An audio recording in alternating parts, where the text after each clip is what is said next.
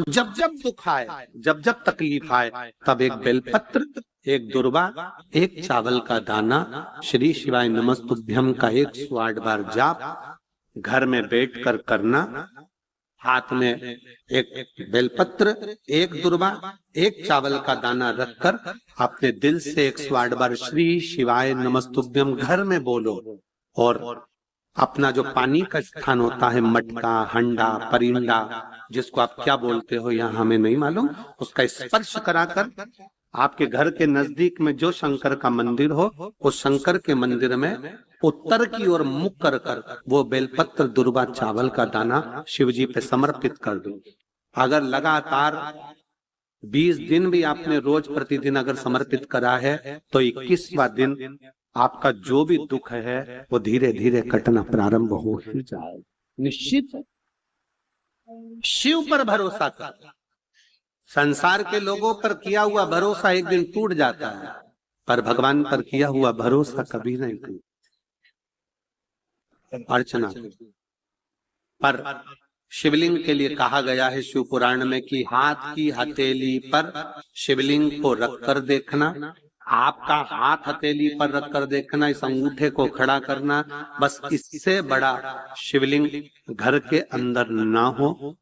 इससे जितने छोटा छोटा छोटा छोटा छोटा होगा वो आपके लिए श्रेष्ठ है। जितना बड़ा शिवलिंग होता है उसको उतनी पूजन की जरूरत पड़ती है। जितना छोटा होता है, आप उसको कहीं जा रहे हो 6 महीने के लिए, 4 महीने के लिए, 15 दिन के लिए, 7 दिन रजस्वला धर्म के हो गए, कहीं जाना पड़ गया, घर में पूजन कौन करेगा? तो जो शिवलिंग है तुम्हारा छोटे से छोटा, उस पर एक चावल, एक बेलपत्री रखकर चले जाओ। बाकी का कुछ मत कर, आप बस वो रखकर चले जाओ। फिर 6 साल, 10 साल, 15 साल बाद भी अगर आप आओगे तो शंकर कभी बद्दुआ नहीं देंगे, शंकर दुआ ही देंगे। आपको लग रहा है कि 2 दिन के अंदर मेरा रजो धर्म आएगा, मैं रजस्वला हो जाऊंगी, मेरे मंदिर में पूजन कौन करेगा, शंकर जी को जल कौन चढ़ाएगा, शंकर जी की आराधना कौन करेगा? मैं जा रही हूं यहाँ से दूसरी जगह पर, 3-4 महीने में आऊंगी, घर में बहू अगर पूजन नहीं करेगी तो मेरे शंकर जी का क्या होगा? तुम्हारे घर में छोटा सा शंकर का शिवलिंग है तो उस पे एक चावल का दाना और एक बेलपत्री चढ़ाकर चले जाओ। फिर कोई हाथ भी ना लगाए चलेगा, कोई नहलाए तो ठीक, नी नहलाए तो ठीक, पूजन करे तो ठीक, नी करे तो ठीक, दिया जलाए तो ठीक, अगरबत्ती लगाए तो ठीक, नी लगाए तो ठीक, वो कभी बद्दुआ नहीं देता। शंकर घर का बाप है, वो हमेशा दुआ ही देता है। शिवलिंग में भेद नहीं। छोटे से छोटा, जितना छोटा शिवलिंग होगा, शिवलिंग की आकृति जितनी छोटी होगी घर के अंदर, उतना सुख देगा, उतना आनंद देगा। 8 स्थान शरीर के ऐसे हैं जहां का तकलीफ स्वयं अष्टवक्रेश्वर महादेव का 1 लोटा जल अपने नजदीक के शिवालय में चढ़ाकर भी अगर पी लोगे तो वो 8 जगह की तकलीफ अष्टवक्रेश्वर महादेव समाप्त करते जाते हैं। 8 स्थान। पहला नेत्र, ये भुकुटी के बीच का स्थान, भुकुटी के मध्य का स्थान।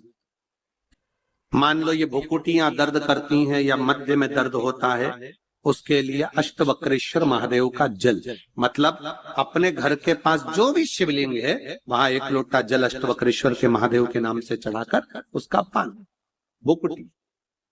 दूसरा कंधा, पीठ। कई लोग ऐसे हैं जो रात्रि को अच्छे से सोते हैं और सवेरे उठते हैं तो उनका ये दोनों हाथ के बीच का जो भाग होता है वो दर्द करता ही। उस समय पर अष्टवक्रेश्वर महादेव का अष्टवक्रेश्वर महादेव का जल, उसका पान। तीसरा, रीढ़ की हड्डी का डॉक्टर बोल दिया कि ये गुरिया खसक गया है, 1 नंबर, 2 नंबर, 3 नंबर का यदि कोई क्रम खसक गया है तो उस स्थान के लिए भी अष्टवक्रेश्वर। आप ऑपरेशन बाद में कराना, डॉक्टर बोल दिया है आप ऑपरेशन कराओ, मना नहीं है, पर एक बार अष्टवक्रेश्वर महादेव के नाम से दुर्वा बेलपत्र चढ़ाकर, जल चढ़ाकर, सुबह में दुर्वा का सेवन, प्रदोष काल में बेलपत्र का सेवन, और रात्रि को सोने से पहले जो जल अष्टवक्रेश्वर का चढ़ाया हुआ है उसका पान करिए। आपकी रीढ़ की हड्डी का कैसा भी क्रम होगा वो ठीक होना प्रारंभ हो जाएगा। अष्टवक्रेश्वर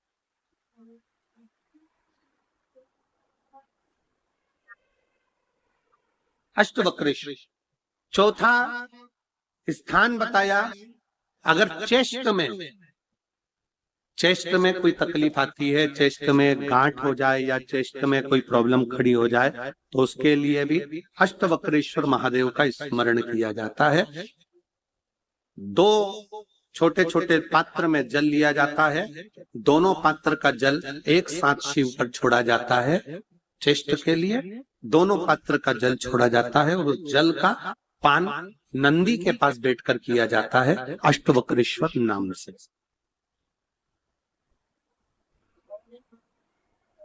अष्टवक्रेश्वर।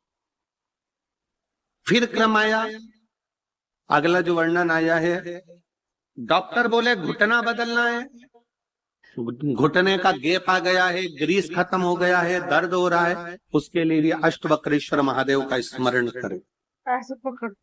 घृत का लेपन अष्टवक्रेश्वर महादेव के नाम से शिव जी पर उस घृत को लेकर आना है। उसी घृत को रात्रि को सोने से पहले थोड़ा सा मुख में चाट कर अष्टवक्रेश्वर महादेव के नाम से फिर अष्टवक्र चाहिए। फिर अगला भाग आया, अष्टवक्रेश्वर के अंतर्गत यदि इस गले से जुड़ा हुआ कोई रोग उत्पन्न होता है तो भी अष्टवक्रेश्वर का ही स्मरण किया जाए। जल का पान अष्टवक्रेश्वर। और 8वें स्थान के रूप में जो पिड़ली के घुटने से नीचे के जो भाग होते हैं उसके लिए अष्टवक्रेश्वर महादेव पर 7 दुर्वा, 7 बेलपत्र और 7 अक्षत शिव को समर्पित कर कर दुर्वा बेलपत्र का पान 7 दिन तक लगातार उसी भाव में अष्टवक्रेश्वर महादेव का नाम लेकर किया जाए। अष्टवक्रेश्वर।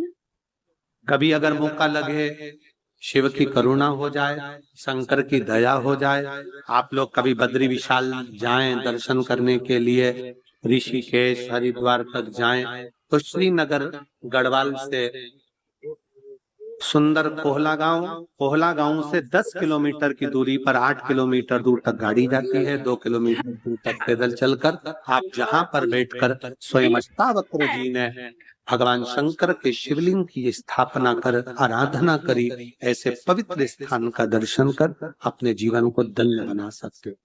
बोल अष्टावक्रेश्वर महादेव की। आराधना करी, ऐसे पवित्र स्थान का दर्शन कर अपने जीवन को धन्य बना सकते हो। बोल अष्टावक्रेश्वर महादेव की। 3 महादेव के नाम का स्मरण अच्छे से रखिएगा। पहला कुंद का, बड़े से बड़ा रोग हो जाए, दवाइयां डॉक्टर जो दे उसको खाओ, पर साथ में कुंदकेश्वर महादेव का नाम लीजिए, जांच भी कराइए, दवाई भी। दूसरे नंबर का श्रम्भेश्वर महादेव। श्रम्भेश्वर महादेव भगवान नरसिंह को जब क्रोध आया था, भगवान विष्णु ने नरसिंह अवतार लिया था और नरसिंह भगवान को जब क्रोध आया था, शिव जी ने सरम्भ पक्षी का रूप धरकर नरसिंह भगवान को अपने पंजे में उठाकर अलकनंदा नदी में ले जाकर डाला था। इसलिए आज भी जब हम बद्रीनाथ जाते हैं, राइट में पुल पे से जाते समय जो ताप्ती कुंड है जिसमें से पानी गर्म निकलता है, उसके ठीक नीचे एक शिला का दर्शन करते हैं। वो शिला नरसिंह शिला कहलाती है और श्रम्भेश्वर महादेव का स्मरण किया जाता है। श्रम्भेश्वर महादेव क्रोध की संयमितता रखता, चिड़चिड़ेपन को समाप्त करता है श्रम्भेश्वर महादेव। और तीसरे नंबर पर है, जम के बोलो, अष्टवक्रेश्वर महादेव। अष्टवक्रेश्वर शिव जी के इन 3 स्वरूपों का वर्णन बड़ा सुंदर भाव से किया। अगला वर्णन, शिव महा धर्म का कभी कंपटीशन ना हो, संत का साधु का कभी कंपटीशन ना हो, और किसी शिवालय का भी कभी कंपटीशन ना हो। अपने मुख से कभी मत कहो कि 12 ज्योतिर्लिंग में कौन सा ज्योतिर्लिंग बड़ा है, कोई कहते हैं कि सोमनाथ पहले नंबर पर आता है, कोई कहते हैं महाकाल चौथे नंबर पर आता है, कोई कहता है ये तीसरे नंबर पर आया, कोई के वो दूसरे नंबर पर आया, कोई के पांचवें नंबर पर आया। शिव महापुराण की कथा कहती है जब तुम जिसको जिस भाव से जपोगे वो तुम्हारी दृष्टि में फैला है। 12 ज्योतिर्लिंग में सब ज्योतिर्लिंग श्रेष्ठ हैं, इसमें कोई बड़ा और कोई छोटा नहीं। लगा दे। आज मैं सुनाता हूँ आपको एक सच्ची कहानी रोग मुक्ति की। BP, sugar, cholesterol, vitamin D, B12 कैसे ठीक किया मनीष अग्रवाल। स्वामी जी सबसे पहले डायबिटीज हो गया। डायबिटीज 12.1 जब पहली बढ़ी। कोई बड़ा और कोई छोटा नहीं। उठाओ। आपके ऊपर निर्भर करता है कि आपके ऊपर निर्भर करता है।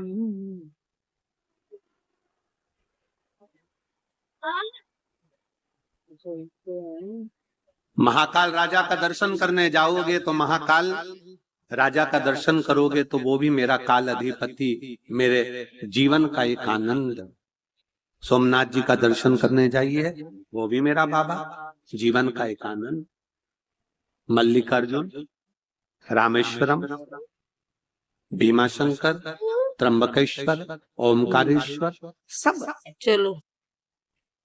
कभी कोई शिवलिंग छोटा होता ही नहीं। कितना सुंदर शिव महापुराण की कथा में लिखा कि यदि तुम्हारे घर में शंकर का शिवलिंग है, टूट गया, टुकड़े टुकड़े हो गए, बिखर गया, 1000 टुकड़े हो गए, 10,000 टुकड़े हो गए, कंकर कंकर हो गया, तो भी वो शंकर का शिवलिंग खंडित नहीं माना जाता, पूर्ण शिवलिंग ही माना जाता।